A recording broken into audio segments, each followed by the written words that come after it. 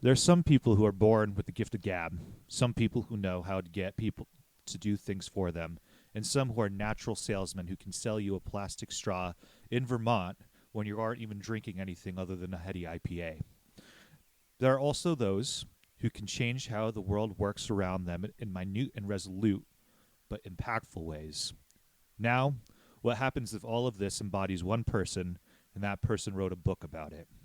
Today, we're going to talk about that person, Dale Carnegie. Welcome back to the library, and before we get lost amongst the stacks of books, I wanted to introduce both our guests today. First off, Mr. Vernacular Spectacular himself, Davis Peck. Hello. How are we doing today? And the illest literate of them all, Andy Lenz. Hello, thank you for having me. Well, before we start, have you guys heard of who Dale Carnegie is? The name rings a bell, and I just think of steel. Oh, yeah. He taught me everything I know about socializing.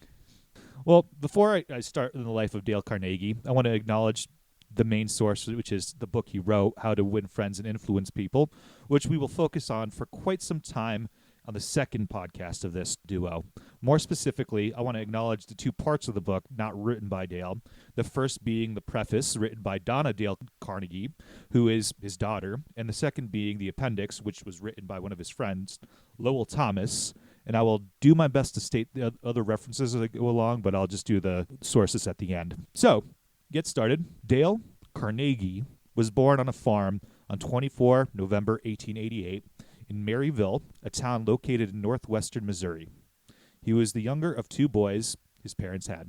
Yes, his name was originally pronounced Carnegie and spelled differently than what most Americans know as one of the richest men to live during the Gilded Age. More on this later. There is very little known about his very early life and his family. When researching this, there's actually little information about his life other than just anecdotes. And I have a hypothesis about this, mostly because Dale was so good at his own self-image and marketing, and the current Dale Carnegie Foundation wants to probably withhold that information for some reason. I don't think there's anything nefarious about it, but it does prove the point that when you market yourself, you really have to have your own story. In every account that I found about him, it states he was born somewhere between poverty and extreme poverty. This jives with the economic factors that farmers had to face back in the day. It is definitely true that being a farmer in the late 19th century was very difficult. By the time Dale Carnegie was born, people were moving to what is now referred to as Middle West America on the plains to find a plot of land and sell cash crops for profit. Now, real quick, do we know if the Carnegies were on Team Quantrell, or were they more free soilers? Can you explain that question? Leading up to the Civil War, there was between Missouri and Kansas, there was a long-burning mini Civil War between pro-slavery factions and abolitionist factions, and Missouri and Kansas were sort of the epicenter of all of that strife. It's a good question, but unfortunately it's irrelevant because I believe his family lived and moved to Missouri after the Civil War. So he was born in 1888. Keep asking questions, though. So the Midwest, as we know it today, had a massive population boom during this time due to people moving out there that was sold to them as quote-unquote free land under the Homestead Act. This land was recently deemed to be relatively safe due to the genocide and subsequent forced migration to reservations of the Native American populations and the near extermination of the buffalo herds that roamed the land, simply put. Now, this massive population growth to this region meant that there would be more farmers, which meant that their crops would steadily become in more supply. Simple supply and demand economic theory states that if supply goes up without demand going up in proportion, the price of that produce or that product drops. This is what happened, not only in theory, but actually in practicality, which sometimes shows that economic theory, though it's a lot of bullshit, does work.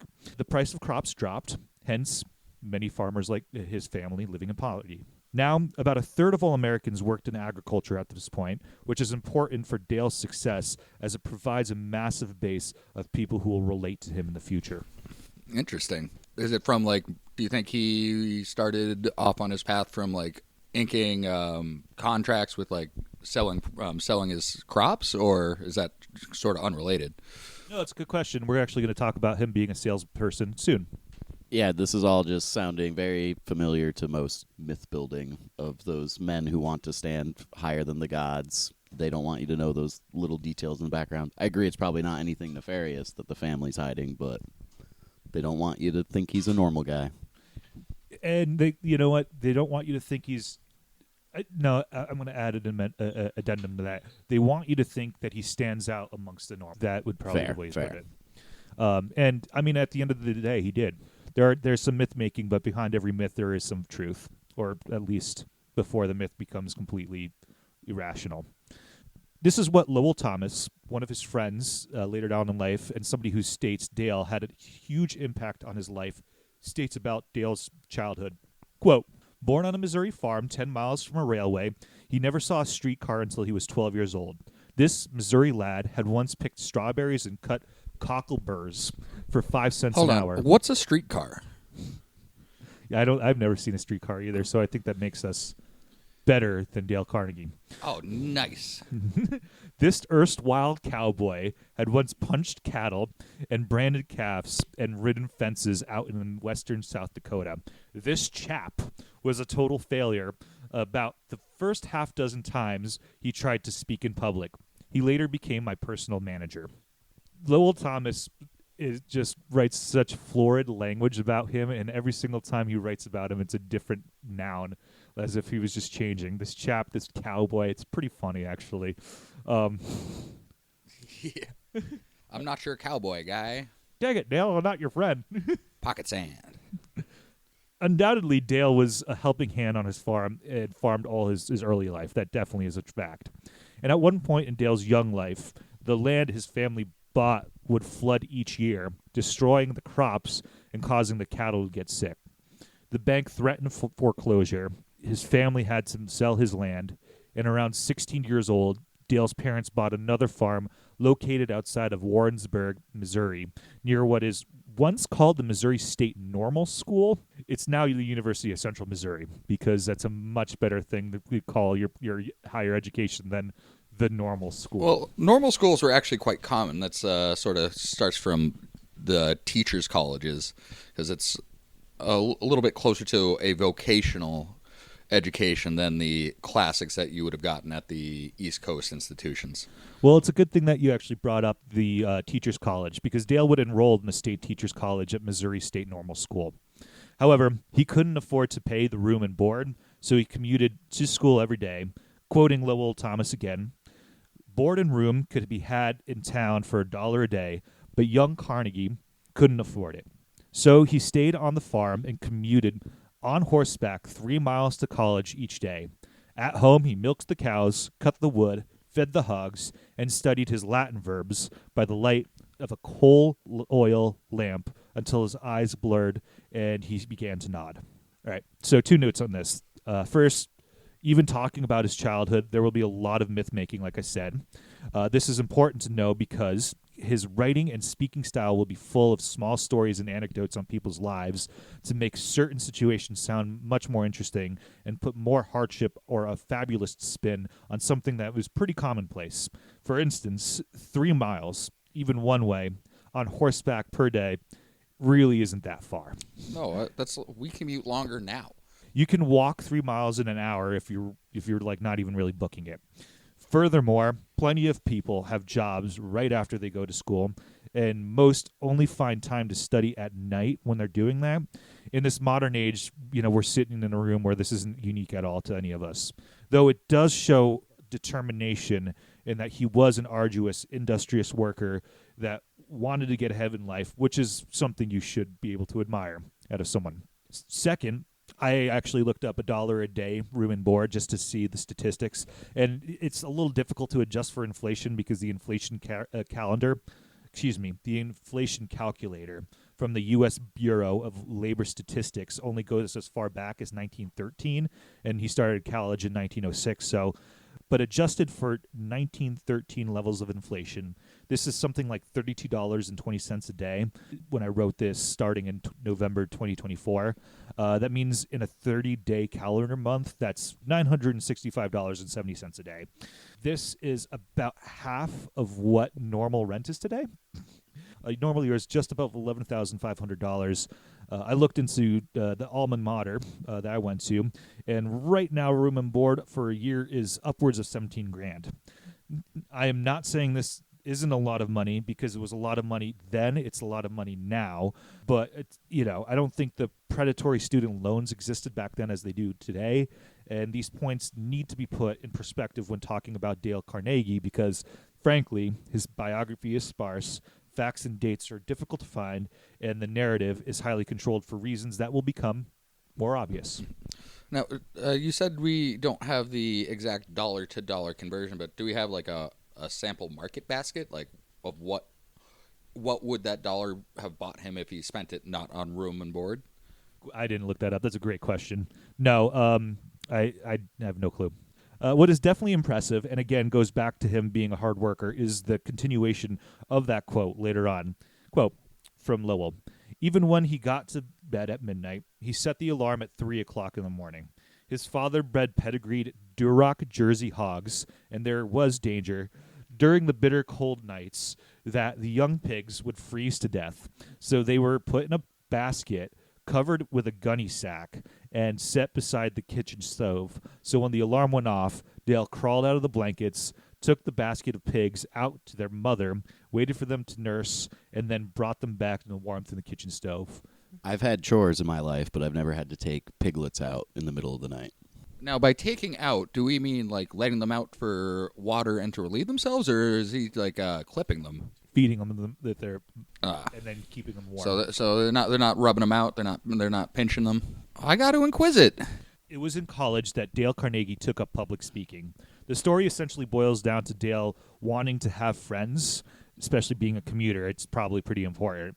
And the places that enjoyed influence and prestige, as Lowell Thomas claims, were the football and baseball players and those who won the debating and public speaking contests. Dale was not athletic, to say the best about that.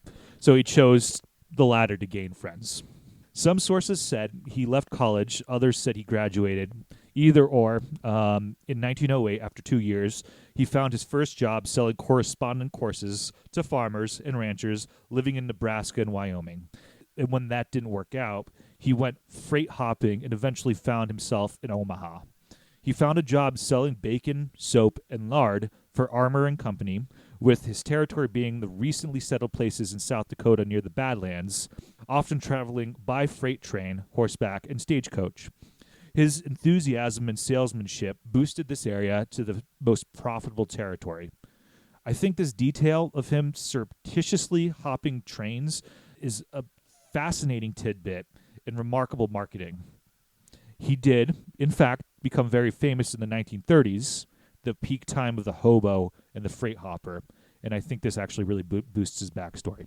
Yeah, it's akin to a lot of the American folklore of just the wandering man who just gets to travel the U.S. doing what he wants, living off the land, quote unquote.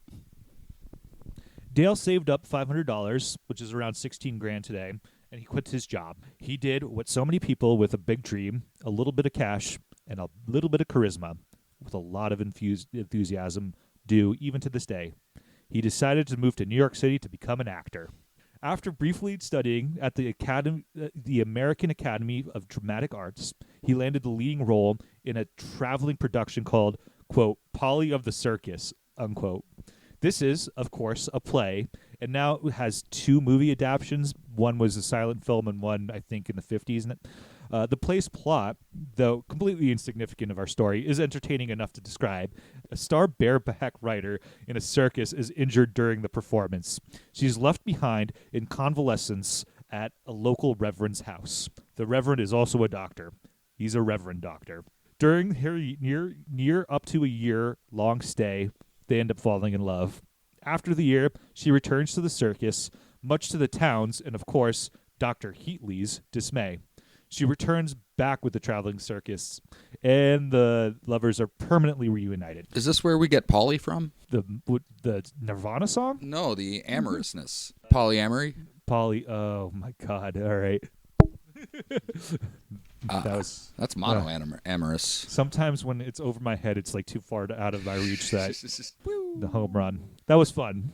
So he probably has a passable knowledge of hobo codes. Are they hidden throughout his works? No, and I don't think we're going to be able to touch on much of his work in this episode today, unfortunately. There's just a lot to go through his life after investigating what's going on. Moving on. Like many people who try to break into acting, Dale figured out that it was very hard, and there was not a lot of money in it, at least initially. He went back to sales briefly, selling cars for the Packard Motor Car Company, the family name Packard that everybody still knows and loves today. Though he is undoubtedly a good salesman, it didn't fulfill him in life. He didn't know anything about machines and didn't care enough to learn. So he resigns and decides he was going to write stories. Yes, this is when he turns to being a writer. He began teaching at night school, and this pivot in his professional life would be one of the most consequential decisions he will make. Oh, so is this about when he meets his Henry Clay Frick, or is that a little bit farther down the road? That's a little farther down the road. I actually think he might have met Henry Clay Frick, but all jokes aside. Small world. Yeah, I mean, it is a smaller world back then. All right, quoting Thomas Lowell again. Lowell Thomas again. Wow, that was some dyslexia there. Lola. He looked and evaluated his college work. He saw that this training in public speaking had done more to give him confidence, courage, poise, and the ability to meet and deal with people in business than had all the rest of his college courses put together. So he urged the YMCA schools in New York to give him a chance to conduct courses in public speaking for people in business. And thus the first PowerPoint presentation was born. I mean, I wanted to go on a rant here, and I looking up what the fuck the YMCA used to do. It's actually kind of incredible what they were able to do. I mean, the Young Man's Christian Association, all put aside, being religious, but you were able to, as somebody who was hard bitten in life or downtrodden, actually rent out space to stay there and get showers, and the YMCA kind of used to be a public good. Now it's one of the most expensive gyms in the Burlington area and not worth the time or money to go to. Yeah, having worked for them in the past, they were big on the history of it starting. I can't remember all the details, and I don't really care to. Starting in England, but it does seem they used to do a lot of good. People could stay the night there. I think they kind of are who we thank for just fitness culture in general to this day. Well, partially, yeah. The first of these public speaking courses took place in 1912. And though no one knew it, modern public speaking and modern book publishing would never be the same again. Over the next 3 years, these night courses grew. Soon, Dale began teaching all over the region, and he eventually would expand his circuit all the way to London and Paris. He teamed up with a person named J. Berg Eisenwein, who was, at one point, the educational director of the YMCA, Washington Heights, New York City. Eisenwein already had a decent reputation in publishing for his contributions in editing and compiling books such as the short story masterpieces. With his editing ability and with Carnegie's courses and speeches, they published a pamphlet, quote, Public Speaking and Influencing Men in Business, unquote, in 1915. This pamphlet became the official text of the YMCA, as well as the American Bankers Association and the National Credit Men's Association. So we're already getting into the business side of things. Very riveting names, I know, other than the YMCA. But no, I'm just trying to think here. I know he was a bit of a small businessman growing up, but I'm just wondering where he thinks he gets this authority to just tell everyone how to run businesses in New York City. He's not telling them how to run businesses, though. That's the interesting part. He's just telling them how to public speak. Oh, fair enough. It was somewhere around this time he also founded his own Dale Carnegie Institute at that point to accommodate the growing number of students. The local YMCA could not handle the number of people going to his speeches effectively because already businesses were actually sending their employees to the Carnegie's Carnegie's lectures to grow in their self-confidence. In his first published pamphlet, you can learn lessons such as the sin of monotony, acquiring confidence before an audience, voice charm, influencing by exposition, influencing by persuasion, memory training, after dinner and other occasional speaking, and something that's just called riding the winged horse, which I did not go into anything more detail. I just think it's far funnier not knowing what that's about.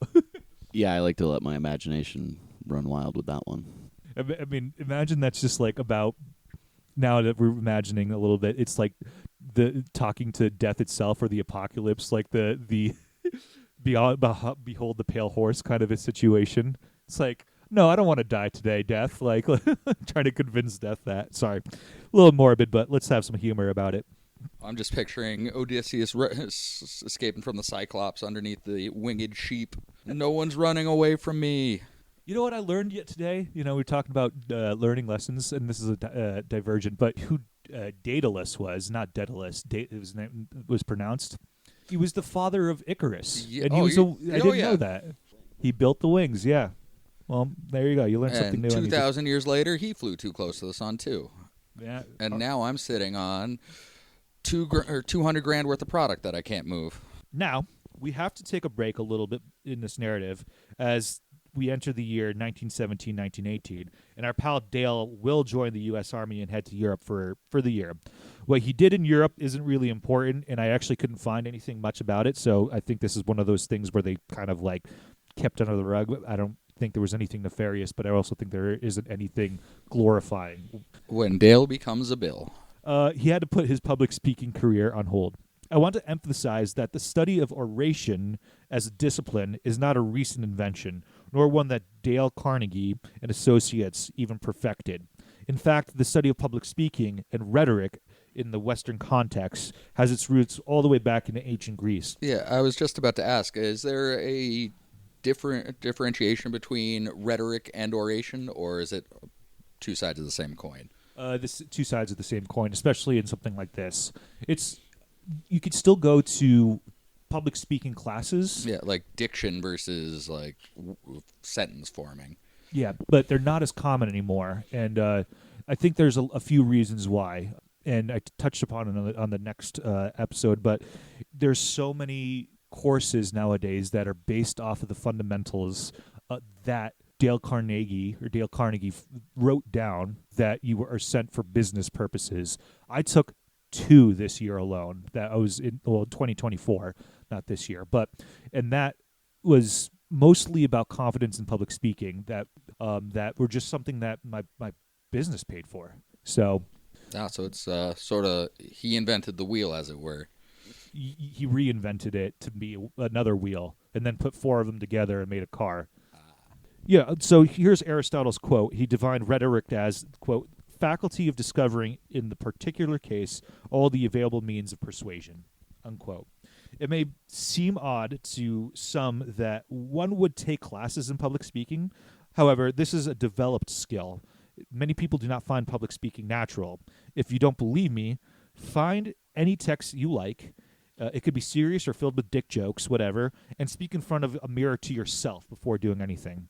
See how long it takes before you feel uncomfortable, and now think about doing that in front of a crowd of people. I don't need to. I already know I don't like public speaking. I'm adding this because I want to come out. I don't want to come out as hypercritical. I think we're actually in a room full of people who are extremely critical of everything, effectively, and not necessarily cynical, but like just critical. One of the reasons why Dale Carnegie becomes as successful as he does is because he's teaching a valuable skill to people when nobody else was doing it just like him, and he was good at doing it. He was already skilled enough that he built up a fan base, for lack of a better term, before going on tour at the age of 25. So getting back to the story, our protagonist comes back to the United States after what must have been an unproblematic tour in Europe during WW Uno, if there's any such thing as such. All the sources I saw said he was discharged in 1918. That's it. He returns to the circuit and continues to teach and publish about public speaking. He met Lolita Beaucaire, or Boursier, I'm terrible at pronouncing French names, and they would marry in 1921. However, this marriage was a loveless, childless, and really unhappy one, so they would divorce in 1931. During this period, he also met Lowell Thomas, the person who I quoted many times. Lowell Thomas was an acclaimed journalist and war correspondent, first in the Western Front in Europe, and then in the Middle East during World War I.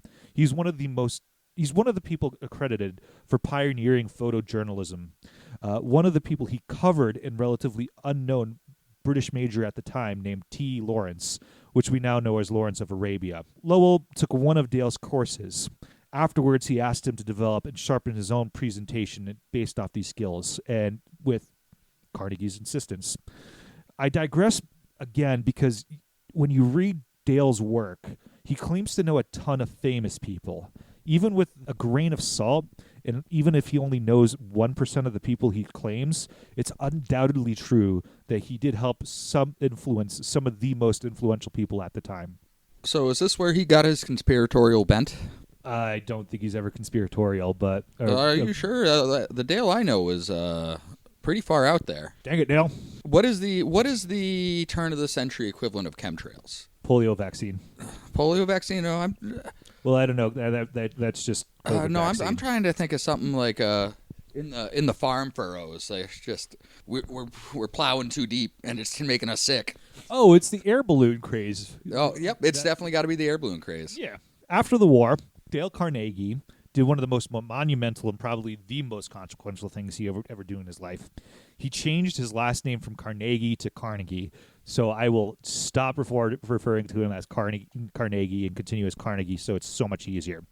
It isn't exactly known when he did this change officially. I saw as early as 1919. He did this simply because it was the same spelling and pronunciation as Andrew Carnegie, and it not only brought a level of prestige and legitimacy, but it also was a shrewd marketing move.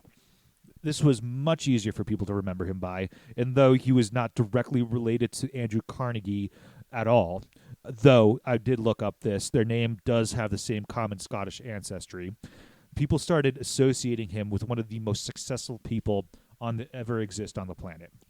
The idea to change his name may have come after he spoke at Carnegie Hall, which he sold out for the first time in 1916. Oh, damn. Do you know, is the both pronunciations from the same Scottish ancestry? Yes, so Carnegie is the original Scottish family house in shield or crest that I can find, if I'm not mistaken. And then Carnegie is English bastardizations of those, you know. I'm not entirely sure where Andrew Carnegie's family changed their name, whether it was back in Britain or when he immigrated to the United States through, I think he went through Ellis Island, so it would make sense just historically speaking. But yeah. Now we're going to jump a decade or two into our story. We have arrived in the U.S. during the 1930s.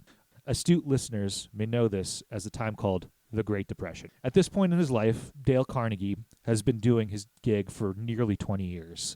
This much experience instructing people in self-confidence and the skills of public speaking gave him a lot of content. It also means that he had spoken in front of thousands, if not tens of thousands of people at this point. One of those people was a person named Leon Shimkin. Leon Shimkin worked for a publishing company called Simon & Schuster. After taking one of Carnegie's courses, big green dollar signs flashed right above his eyes. Nowadays, Simon & Schuster touts itself as being the largest independent book publisher of all time. When Leon Shimkin took Carnegie's course, they were but a fledgling publisher, only 10 years old. Now, quoting Donna Dale Carnegie, and again, he named his only daughter after him, which I just find really odd. You know, this is talking about his long career teaching and publishing pamphlets. Quote, "My father found the work both challenging and satisfying. His business was taking off and keeping him busy, so it never occurred to him to write a book based on the class material until he was approached by Leon Shimkin. In 1934, Shimkin, the brilliant up-and-coming editor at Simon & Schuster, attended one of my father's lectures and was intrigued enough to sign up for a Carnegie course. He was so impressed by what he saw and heard during the first few sessions, he urged my father to write a book. At first, my father was reluctant to take time out of his classes for a project of that scope, but Shimkin persisted. He felt that there was a market for the art of dealing with people and talked my father into putting an outline based on recordings of his lectures. As he worked on the draft, my father began to see promise and committed to the project. And according to Dale Carnegie himself, I didn't write How to Win Friends, I collected it. I merely put on paper the lectures I've been giving to people to help equip them for business and social life. So how successful was the book actually?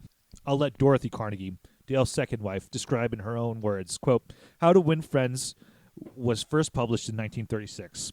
Neither Dale nor the publishers anticipated more than a modest sale. To their amazement, the book became an overnight sensation, and edition after edition rolled off the presses to keep up with increasing public demand. How to Win Friends took its place in publishing history as one of the all-time international bestsellers. It has been translated into almost every known written language. Each generation has discovered it anew and has found it relevant, unquote. And I'm not joking about every single generation. When I was trying to find in the second script how many people were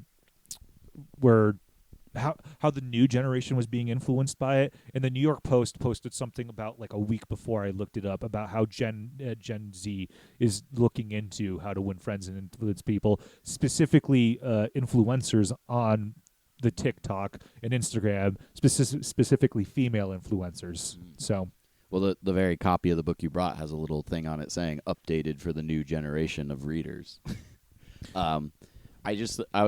It struck me as a little odd that they were surprised by the book's success, though, when the man has sold out Carnegie Hall. I wonder if that's just a little bit of adding some drama to the story. I feel like they probably knew it would do well. Well, we'll touch upon it on this a little bit later. Davis, you have a question? But, I mean, I bet you it was pretty surprising because you got to imagine what the literacy rate was back then. You're probably only ever going to sell to 20% of the population. Well, also, and you know what? I'll just hold off until later about the explanation of why they were surprised. It's not an exaggeration that it is an international, intergenerational bestseller. By the time the copy of my edition was published back in May 2022, over 30 million copies have been sold. I've seen some sources go as high as 50 million copies to this day. As a reference, To Kill a Mockingbird by Harper Lee has roughly sold around 40 million copies, and that is a book that every American is probably familiar with at this point. It not only helped bolster Dale Carnegie's place in publishing history as one of the most successful authors of the early 20th century, but it also helped boost Simon & Schuster into a company that, by 2022, had a net revenue of $1.1 billion overall. This is all of their revenue and not solely from the book. I just want to clarify that. But it's difficult to see how they became so successful if it wasn't for the success of this book at this very specific point in history. This success was happening in the middle of the Great Depression, which apparently was not a time known for its financial growth. Well, Blood on the Street by Land. Is that a Doors reference? No, it's a real estate reference. So by 1939, Simon & Schuster began to expand by creating more divisions within the company. And I don't know if they ever correlated their success directly, but you know, I don't think causation and correlation meet up in this one, but it's hard to imagine, in my view, that it didn't. Now, I won't go over the actual text of the book in this episode, like I said, as that will be coming out either a week or two after this in the near future. There's a lot to say about this small book and the impact it had on people's lives in American culture. The biggest impact that I think it had was opening up a world for this new genre called self-help books. Of course, the concept of doing good for oneself and positive thinking has been around in text and literature for as long as writing has been around. Specifically, if you really want to think about it, some of the earliest self-help books out there are religious texts.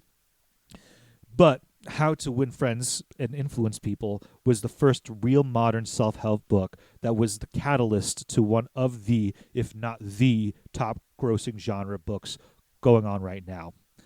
One stat I pulled out of the industry said that self-help books, as of 2020, itself, so 2020, excuse me, was $10.5 billion in revenue and still growing. So what, before this time, people would have to go to either the Bible or Marcus Aurelius if they wanted to examine their actions? You're joking, but Meditations is considered one of the earliest self-help books if you really put that stretch on it. Yes.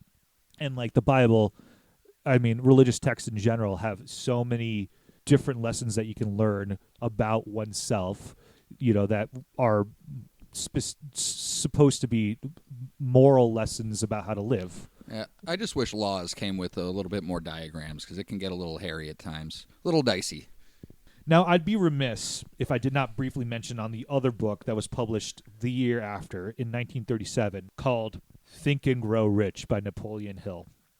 This book, in tandem with How to Win Friends and Influence People, were published, like I said, a year apart, and are both accredited for the rise of the self-help genre, though I think there are distinct differences in these writers' lives, why they wrote their book, and what they were trying to achieve. So which one's Oprah and which one's Dr. Phil? Well, that's not a good comparison because Oprah and Dr. Phil was bolstered by Oprah. I think a better comparison is Oprah and the Jerry Springer Show. Ah. Even though the content is probably different. But we're talking Oprah right now. Oh, I'm just Think and Grow Rich is definitely Jerry Springer. This analogy. Yeah, I mean, I think it goes to speak.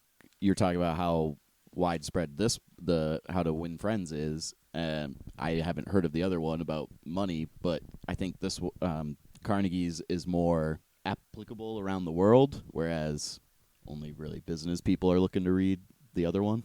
So Napoleon Hill was, for lack of a better term, and not legally actionable, so theoretically or ostensibly, a grifter.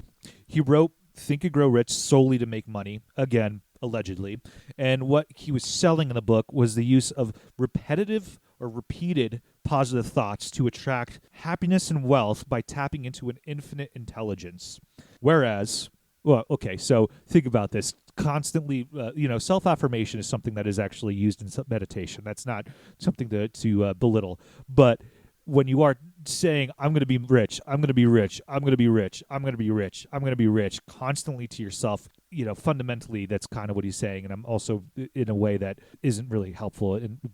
Yeah, that seems a bit more unhealthy because if that doesn't come true, you're shit out of luck. And now it's not your fault. But tapping into an infinite intelligence, we're talking like conspiratorial shit at this point. So, yeah. Yeah, that's giving L. Ron Hubbard vibes right there.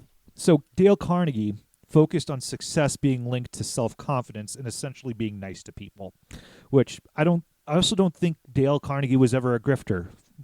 Bluntly, I just do not believe that. He had something he wanted to sell, that's undoubted, but I actually also believe that he truly believed in his message. We will talk more about what Daily Boy said next episode, though, specifically. So to finish off this one, I want to put a nice bow on Carnegie's life. The publication of the book made him famous across the United States and the world a little bit. He and the Dale Carnegie Institute exploded in popularity. At this point, he had guest speakers on stage, including many speakers who took his class and benefited from him. According to the biography.com article I read, during his lifetime, the Institute expanded into 750 American cities alone, as well as 15 foreign countries, expanding to the continents of Europe, Australia, Asia, and South America.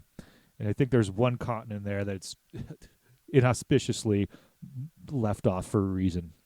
And we'll talk about that a little bit later, though I'm not alleging anything here. He kept publishing books that were either biographical sketches or based on his later work. Most notably, again, in 1946, Dale Carnegie published another self-improvement book called How to Stop Worrying and Start Living, which had the goal to lead the reader into a more fulfilling, happy life by making them aware of not just themselves, but all the people around them, which is a nice sentiment, right? Now, do all his titles sound like Tom Lehrer songs, or just those two? No, most of them do. But there's one that we're going to talk about at the end that isn't. Well, actually, right now. So I'm going to be jumping about dates right now, but whatever. He actually wrote a biography before How to Win Friends and Influence People. And just after the first pamphlet he said, Public Speaking and Influencing Men in Business. This book was titled Lincoln and the Unknown. Yeah, in 1932, he wrote a biography about Abraham Lincoln. Is this where the vampire rumors got started? No, but it's just so funny that this type of person, of course, wrote a biography about Abraham Lincoln. I think Carnegie was kind of obsessed about Abraham Lincoln because Lincoln is mentioned, if not every other chapter in How to Win Friends, then at least every third chapter, which is a ton of times. I also found some of his claims and views on Lincoln a little dubious, and seeing the man in rose-tinted glasses for sure. But that's for next podcast, though I'll tell you, I actually don't touch much about how he describes Lincoln because there's honestly too much more to talk about in his book. Yeah, I don't think Lincoln was winning many friends, but he was influencing a lot of people. What I will say about the Lincoln book is that it was handed out as a prize in the Dale Carnegie course to some certain people, and was actually only published by Dale Carnegie and Associates.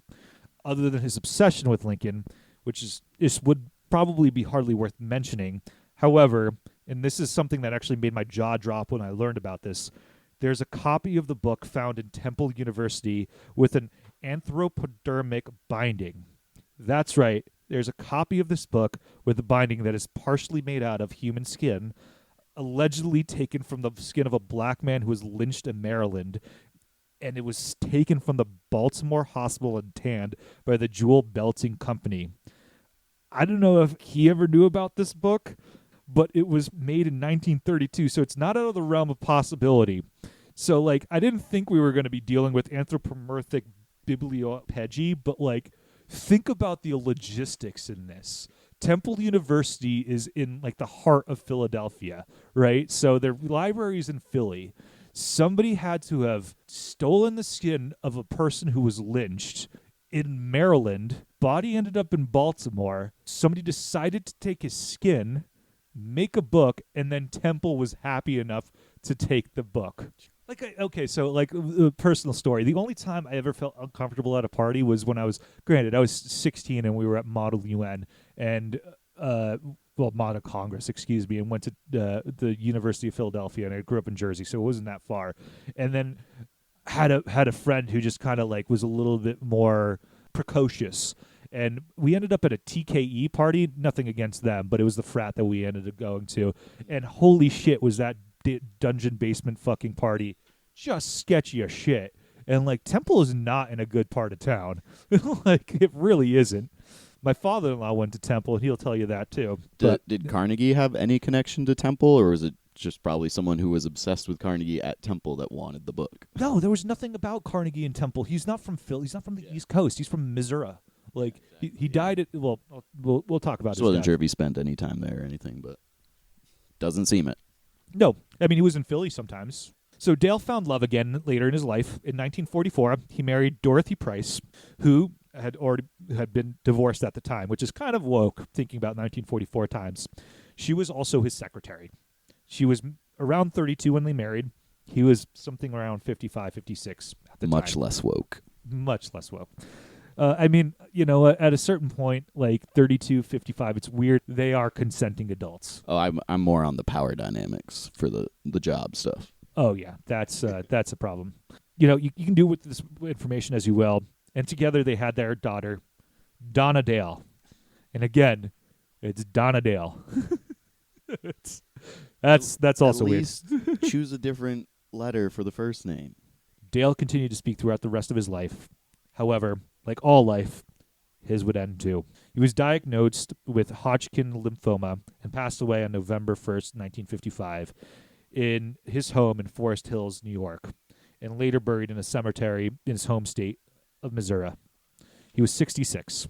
By the time of his death, an estimated 450,000 people had taken his courses all around the globe. About 50,000 people enrolled in the year that he died in 1955 alone, and that was the rough estimate each year throughout the entire 50s. At that point, the book had already sold 5 million copies, which is impressive for the time.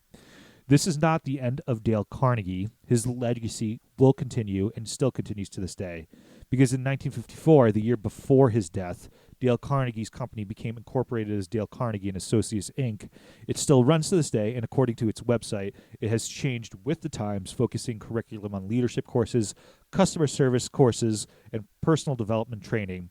It expanded into strategic presentation workshops, offers tailored corporate training solutions worldwide, and continues to pivot as technology pivots as well. The Dale Carnegie Institute celebrated its 100th year anniversary in 2012. Now, were all those people taught or instructed by Dale Carnegie himself, or towards the end was he licensing out his course material? Licensing, for sure. Yeah, absolutely. He would have speakers, and I mean, he's not speaking right now, so. Yeah, well, I mean, up until his death, or up until close to his death. Yeah, there's magic of AI. There's definitely he was definitely speaking up until a certain point. That's for sure. And he continued doing. I mean, it was his life's passion. Yeah. So, and that'll do it for this episode. We are going to do a second part specifically about how to win friends and influence people, because I genuinely think it's important to delve into the book a little bit. Not necessarily the lessons that you learn from it, but what you can pull out of it and how it influences modern day speakers today, specifically modern day influencers, and how they help influence people and the techniques they use, because it is actually glaring how much the same and how modern the book was. You know, I don't think it's in the public domain just yet, but it's pretty damn close. 1932, and I think it's 100 years. So like you'll be able to see it up in like Project Gutenberg pretty quick, pretty short time. In the second part, we'll take into that superficial dive and how to win friends and influence people, and discuss topics and answer questions such as: who is the book actually written for? Who are the participants of the classes? When was it published, and why was it so popular? Getting some context about that. Also point out the writing style and who followed in that. Point out some of the stories and see if you can find any of them are actually factual or not. A little less on that one, but, you know, it's hard to prove. And go over the influence as today, who is influenced by directly, and who Carnegie Institute is trying to reach out today. As I already said, Gen Z is on their ballot. And lastly, we'll go over the questions a little bit more in depth. Is this actually a scam?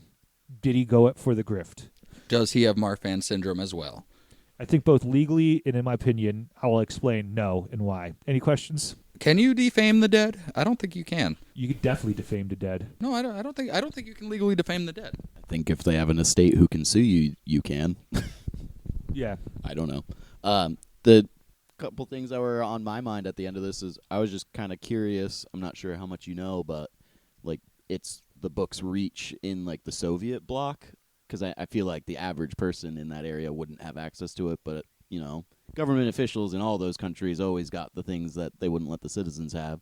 So I'd be curious to know, like in the different regimes over there, if they were using it to win friends and influence people.